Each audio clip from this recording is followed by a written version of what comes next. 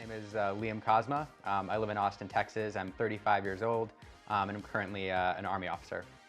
We never set out to start a site of this magnitude. What happened was, 3 weeks ago, I decided to buy a sewing machine because I wanted to help out, my family and get them these cloth masks because nobody could find any.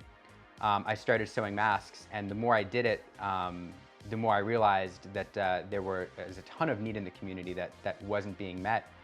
I posted on Reddit that I was making masks, and the response was overwhelming. And really, two types of people came forward to talk to me. First, there was request after request from people who couldn't get these masks and wanted me to help them.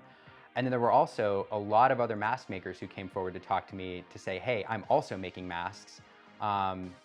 Let's share some advice and tips and tricks, and also let's keep talking to each other so that we can connect with people in need. We do want to help everybody that we possibly can. At the same time, we need to recruit more mask makers because the need in the community is huge. We're trying to make sure that we can recruit volunteers and those willing to help at the same rate we are people who need help. First off, every one of the mask makers that we've brought on board has been making masks for weeks, and through their own generosity have donated masks to individuals that they know in their communities and their church communities. Second, our initial system connected people straight with mask makers through email, and those mask makers have worked to give masks and to meet those individual requests. Through our centralized system, our request system so far, we've donated just over 200 masks and filled somewhere in the range of 55 individual requests with about 45 requests pending who have been contacted and are currently waiting for their masks. But that centralized system doesn't include the masks that the mask makers worked on before. So we want to do really three things when you come to our website.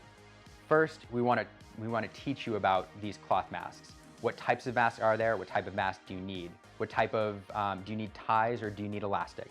Do you need a nose wire in your mask? What kind of masks are available? Then filter materials. What kind of filter materials work? What kind of filter materials don't work?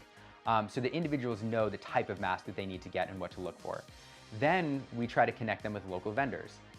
Because there are a lot of individuals even in the community who are either unemployed or small businesses who are making masks to try to support themselves while the economy is not running as we'd like it to. And so if we can get individuals who can afford masks connected to local small businesses or individuals that are happy to make them and sell them to them, then that's a win-win. And so that's the second thing we try to do. And then the third thing is for those individuals who can't connect with a local business, can't afford a mask, or can't get a mask that fits their needs, we have our request system, which will connect you to our volunteer network, which allows you then to get a mask customized to your individual needs. The more I talk with people out in the community, the more I see how much people right now want to give their time, want to give their energy, want to give their effort to doing good for those around them. This website and this group right now is really a story of individuals in the community coming together to do something big. The number of people who've given us materials, who've offered to drive masks, who've offered to sew masks, who've offered to donate sewing machines so that other people could sew masks. I could tell you story after story of individuals who've contacted us saying that we want to do something, and hopefully, we've provided an outlet to allow people to do that.